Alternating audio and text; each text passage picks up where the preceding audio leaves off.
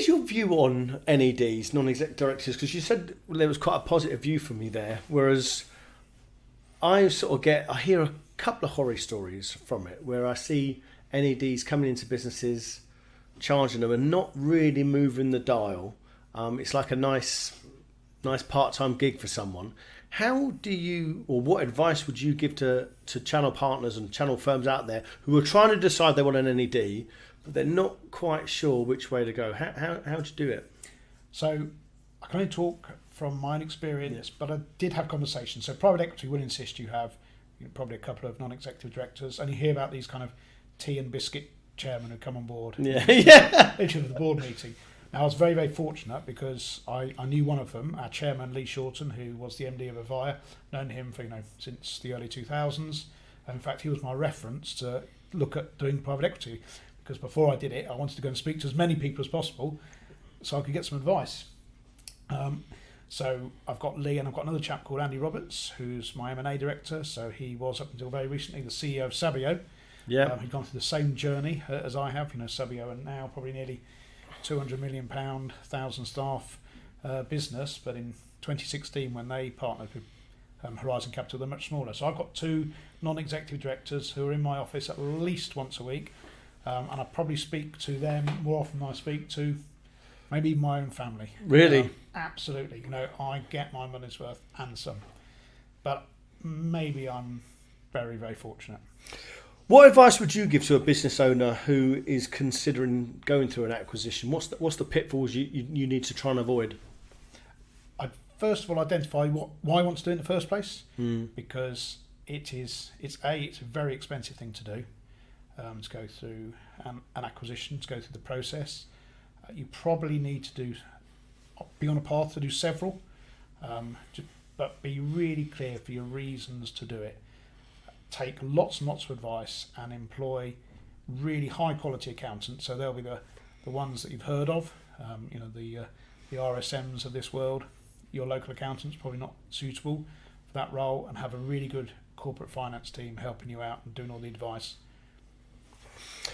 Let's move on to a subject that's quite close to my heart, Matt, and the frustration part of it around hybrid working, because it's been quite well documented in the channel that I'm pretty anti it. Yep. I don't like it. I don't think people are effective at home as much as the press are saying. And maybe that's from an unconscious bias, because I can't work from home and I need to be in an office. So I need those water cooling moments. I need collaboration with people. What is your view around hybrid working? What do you think is working for the channel? And is it working in your own business? So we do have hybrid working in various guises. So if you think of a field engineer that's going out doing maybe a professional service network installer, they by default they're not very often in the office, and that's the way it's always been. Thinking about how we bring teams together, so you call them the American term, the water cooler moment. The only way that we all know what's going on is by collaborating with people. Yeah. So things like our service desk, new starters, they need to be sat next to somebody so that they can learn how it works. Junior engineers learn from senior engineers.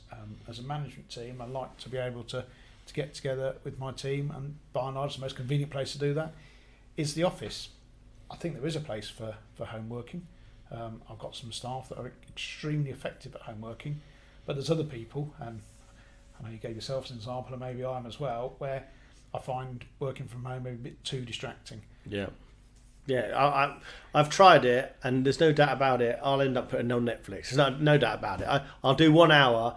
I can't concentrate. Then I'll just put on Netflix and try and do something else. Make myself a coffee, walk down the corner, and then the whole morning's done. I've got to be in the boundaries of the office. It almost feels like I've got to be here to actually do my effective work. I like to be there for other people. So I believe as a manager, you need to be there for your people. Yeah. And so you need to be in the office. A manager is never in front of their staff. How can you know what's going on? Even just to see, to make sure people are okay. Yeah. You can see if somebody's having a distressing time. I would know if any of my immediate team needs some help, and I wouldn't do that if I only had a once a week Teams call with them. What about the 4-day working week, Matt? Because there's a big trial out at the moment, the UK-based trial. Thousands of people are doing the 4-day working week. Cisco are rolling it out, I believe, and they've got 70,000 staff. Is this something that's being considered at Modern Networks? Would you go to 4 days?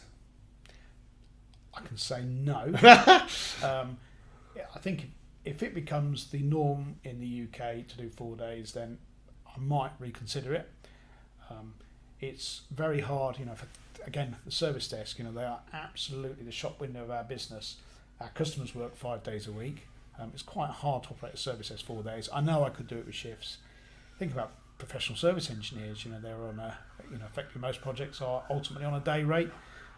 To only get 4 days worth of revenue out of an engineer, that makes it quite difficult. As a salesperson, looking after my customers, they don't want to ring me up and say, I'm sorry, I don't work on a Wednesday. I think it's a great idea in principle, but it would only work if the whole country did a 3-day weekend on the same day. Yeah, we're not ready for it yet. So with these acquisitions happening in the pipeline, what is the future for Modern Networks? Where do you see it going from now? Because you've been at the helm for a long time. You must still have pretty ambitious plans if you're going to do 10 more acquisitions. Yep. So we've got a plan that take us through from the time we did the acquisition, so 2021 through to 2026, to grow it north of 50 million. Wow. So that's the plan that we'll be executing against. You can never tell what the future holds. I think we've got some economic uncertainty. It's an interesting world at the moment, but we're not going to let that distract us. We are going to stick to the plan, carry on, and deliver against it. And the last question, and you've almost alluded to it there, Matt. What is your prediction? I'm not saying you're going to be Mystic Mega or anything, but what's your prediction for the next 12 months? Where do you see the economy going, and how it could affect positively and negatively for Modern Networks?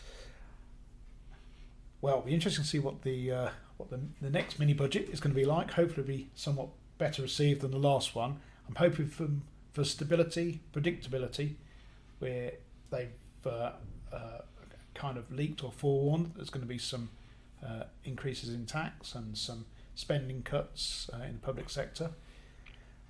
Interest rates are probably going to go up, so 2023 is going to be quite a tough year.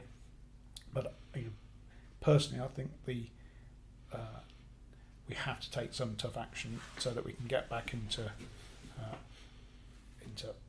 lower inflation, address the cost of living, get out the Ukraine war. Hopefully that'll be over by then. Get out of it's not the word, is it? We're not in it, but hopefully that'll be over and we can get to some normality. It's the unpredictability in business that makes it difficult. Yeah, brilliant, Matt. You've been a great guest. Thanks so much for your time. Thank you very much indeed. Cheers. Cheers, Mark.